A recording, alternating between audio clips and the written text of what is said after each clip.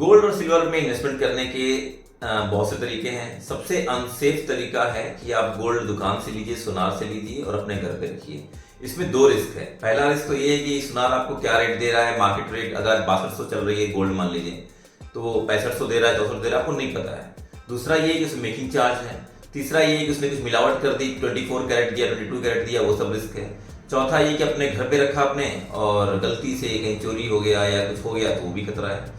दूसरा तरीका होता है म्यूचुअल फंड आते हैं उसके बाई करने के लिए, लेकिन उसमें भी कुछ चार्जेस रहते हैं। सबसे आसान तरीका और सेफ तरीका मुझे जो लगता है वो है ETF, जिसे बोलते हैं एक्सचेंज ट्रेडेड फंड। जैसे आप स्टॉक मार्केट में बाई सेल करते हैं, ऐसे ही आप ETF को भी बाई सेल कर सकते हैं। तो होता क्या है इसमें कि अगर 6000 रुपए का गोल्ड चल रहा है मान लीजिए, तो आपको 6000 नहीं लगाना है, आपको 1 यूनिट लेनी है, 2 यूनिट लेनी है। तो उसमें ऐसा अरेंजमेंट रहता है कि 1 यूनिट आप 30 रुपए का ले सकते हैं, 20 रुपए का ले सकते हैं। जैसे वहाँ पे HDFC का गोल्ड फंड है, SBI का है, ICICI प्रूडेंशियल का है, किसी का भी लीजिए और वो रियल टाइम चलता है। तो आपने अगर 30 रुपए का 1 यूनिट लिया और शाम को 31 रुपए चल रहा है, तो आप 1 रुपया कमा चुके हैं।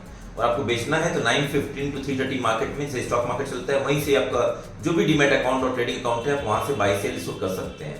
दूसरा ये है कि आपको जब 6000 का माल 9000 पहुंच गया, आप वहां बेच दीजिए, वापस नीचे आया फिर खरीद लीजिए।